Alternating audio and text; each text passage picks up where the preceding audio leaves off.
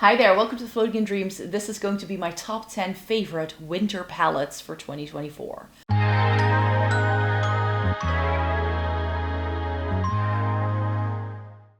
Welcome to everybody watching today. Thank you so very much for joining me. This video is going to be a little overview of 10 palettes that I feel are perfect for the winter time. And a lot of these are newer additions to my collection. So I feel pretty solid that I haven't chatted about these before, but I will list any of the videos I've done with my favorite winter palettes in the description box down below. So if you want to go back to see my other favorites, then you have lots of inspiration there. I say 10, but I do have 11 here because I do have an honorable mention because there's just one winter palette that I cannot get out of my brain that I think is going to be perfect. And I thought, what better day to post this video than on the actual winter solstice itself, December 21st. So that's when this video goes live. If I sound a bit raspy, I had my office holiday party last night. There was loud music, I did a lot of talking, and this was the look I was wearing. The theme was extravagant, so since I tend to already wear pretty crazy makeup to work for most people, for me to go for an extravagant look, I had to do something totally out of the box and crazy that I normally wouldn't wear. So I thought I could share that with you. But yeah, if I sound a bit raspy in this video and the video you're seeing tomorrow, then you know why. Let's get to these palettes, and I'm going to kick things off with my honorable mention because, yes, I still have this puppy in my life, and I've mentioned this so many times as one of my favorite palettes in the winter time. I go back to this every single year. I keep using it. It is really old by now, though, so a part of me is like, should I still use this, or is it starting to become a biohazard? I don't know yet. I have, I think, decided for myself, though, that 2025 is going to be the year I declutter this. Now, hold your horses. This is not going to disappear from my life because this has been such a staple in my makeup collection that this is definitely a contender for the makeup memory box. I already know that. If I get rid of it, it's going to go from the drawer into a box because this is just too good. I have so many fun memories of using this palette. But this color story and me and winter, we just agree. You know, it's icy. I kind of like these peachy tones. A lot of people think that they're very warm toned, but on me, they actually pull a bit more pink. So it's like using a pastel-y pink, on me anyways. Really pretty, very light, very fair skin friendly. And it's like wintertime when I am at my palest because my skin has not seen sun for months by the time I feel this is appropriate to use. So has been a lovely, lovely one, but this is probably the last time, save for my declutter, where you're gonna see this on my channel because unless I start showing you my makeup memory box again at some point in 2025. But yeah, this thing has, I think, lived its life in my collection. Such a good one. Such an underrated palette that I just feel I had to mention it again. And it's probably going to be a shock to a lot of you that the rest of this top 10 that I'm going to be showing you, say for this one, was new to me in 2024. I tried so many amazing palettes this year, and with these videos, I tend to go more so for the color story than I really go by like how much I love the quality of the palette, so I'll get to that when I talk about it. But I think this Kaleidos Venus Trap one I may have already shared with you last year. I'm not entirely sure, but this is such a good, like, I just really like very light shadows because I go so pale in the wintertime. And this is so lovely. It's cool toned. It's got a hint of pink, a really stunning shimmer. And Venus Trap, once I bought it, was one of my instant favorite palettes from Kaleidos the minute I pretty much started using it. So even if I did already mention it last year, I just felt it was well-deserved to mention it again this year. Let's do the only drugstore price thing, because everything here is high-end or indie, so they were pricey palettes. I do apologize. But again, if you're a snow queen like me, if you love your fair, cool tone shades that are super light and that are gonna show up if you are the pastiest of pale people, the Colourpop Cloud 9. Again, super underrated because if you have anything deeper than my skin tone, this is going to look like an ashy, chalky mess. It's not going to show up well. But if you do have that cooler undertone and you do have really fair skin, then this is one of the best super light palettes that is now currently in existence. See, and this is why I feel the Too Faced has kind of run its course. Sure, this doesn't have the pops of color that the white chocolate bar has, but those gray tones and the brown tones and like that really pretty shimmer, that sugar plum, I think that's what it's called. Yeah, sugar plum. That's the only shade I really, really, truly reach for when I use this palette every single time. And I just feel that something like that holographic shimmer that you get in the Cloud 9, it's called Look Up, it's going to be a perfect replacement for this. In fact, I think I kind of like this better because it doesn't have the pastely pops of color that I only tend to use on the lower lash line anyways.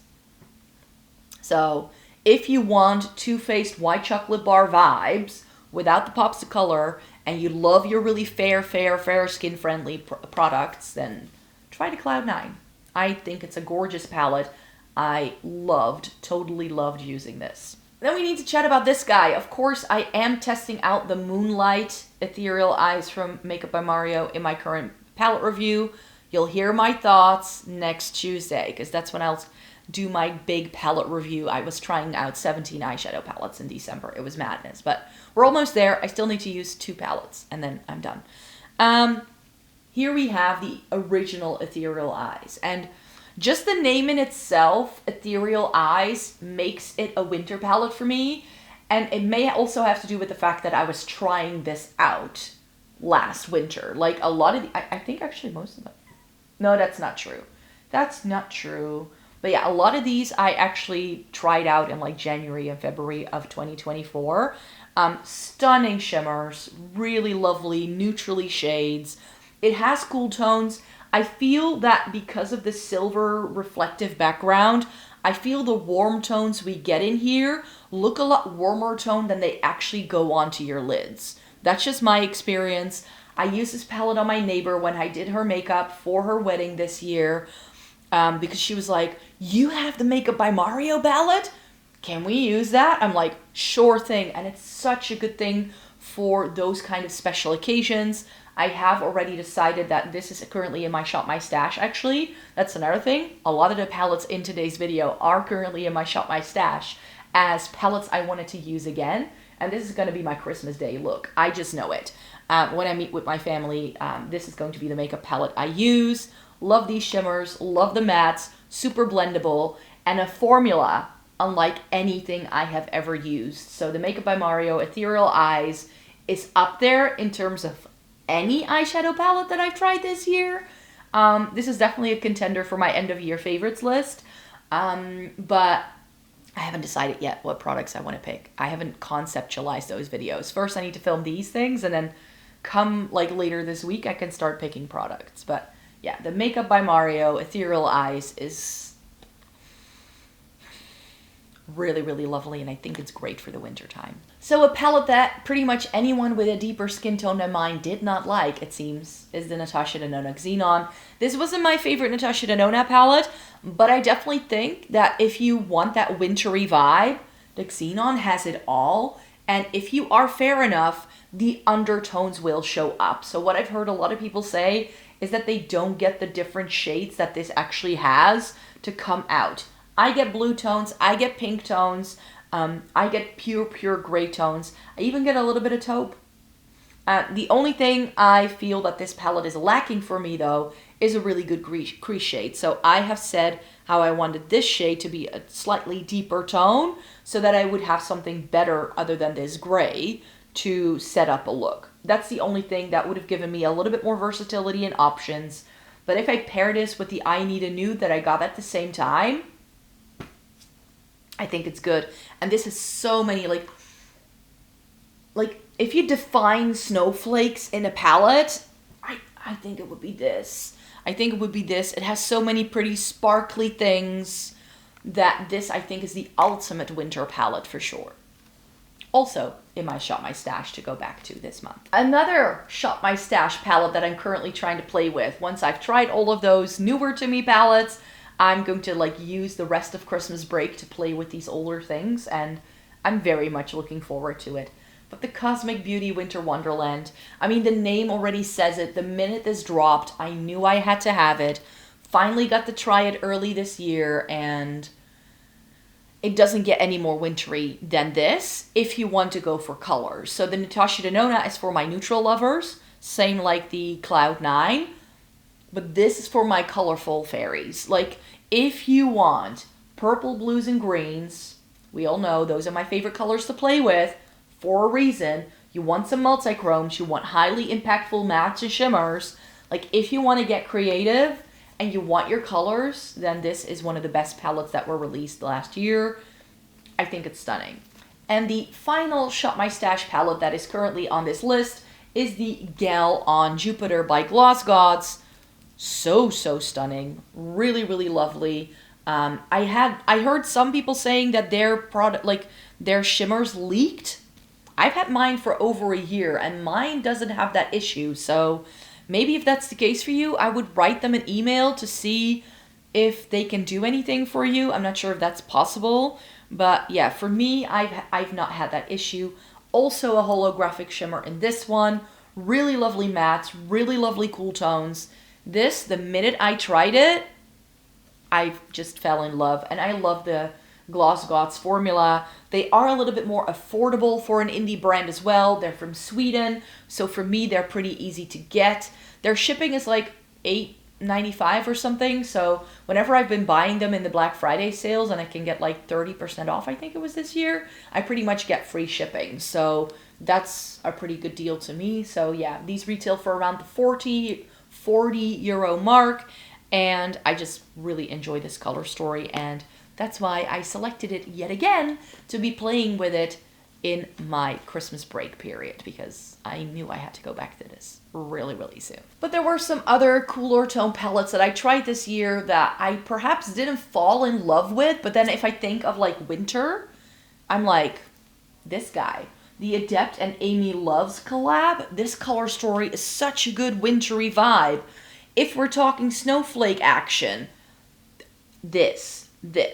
Do the shimmers go with the mattes? No. Can you get a lot of distinct look with just this palette? Also no.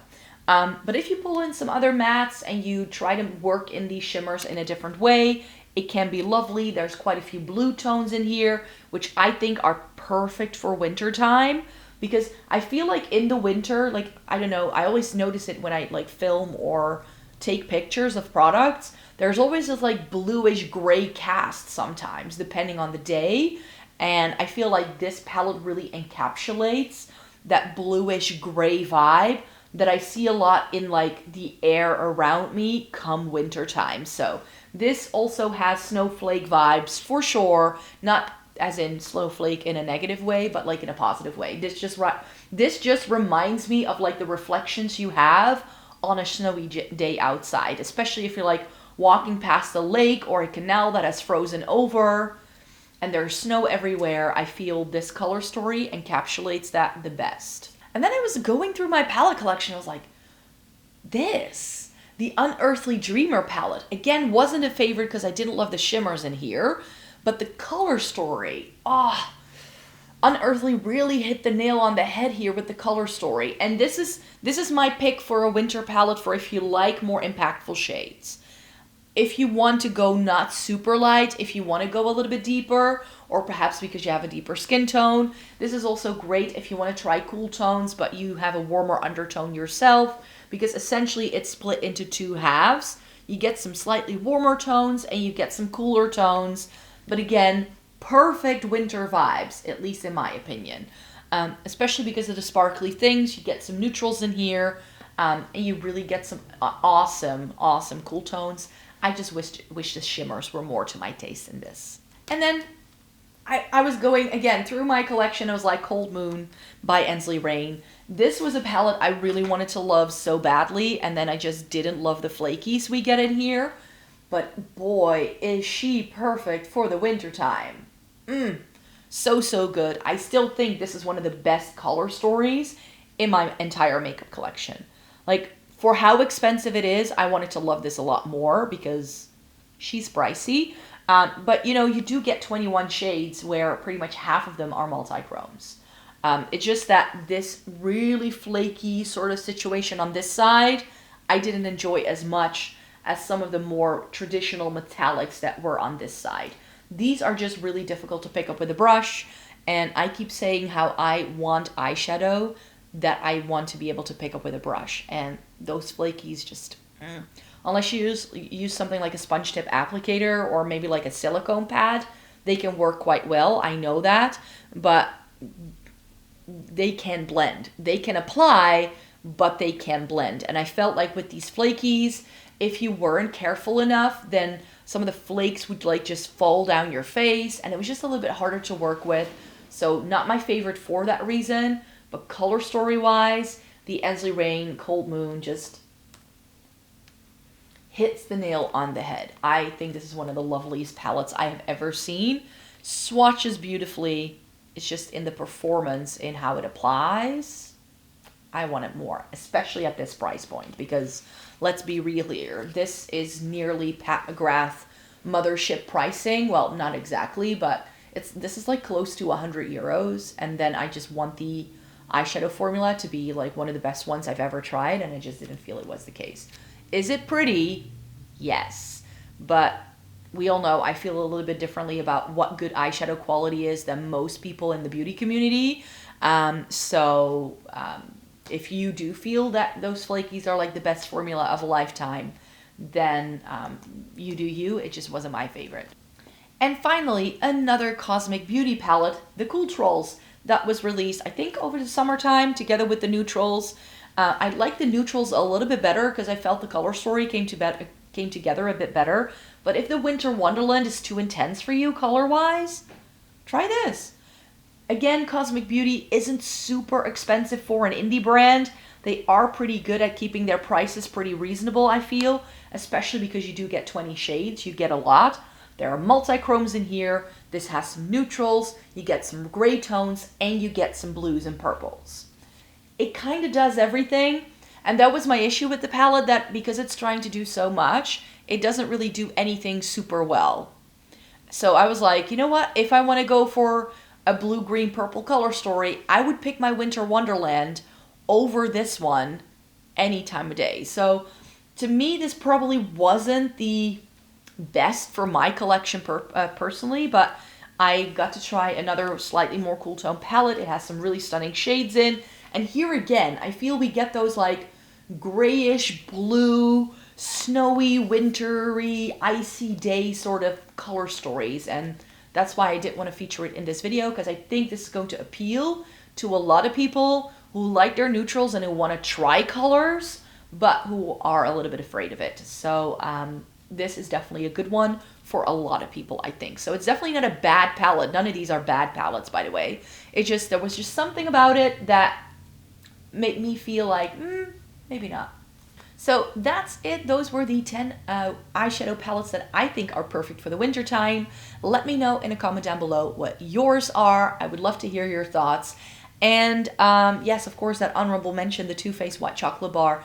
Such a pretty palette, such a staple in my collection, but I think it's been in there for 8+ years, so it's perhaps time to move on from it. Especially because I now have palettes that I like just as much that can give me a very similar look. So that one's definitely on its way out, but it's still worth the honorable mention here.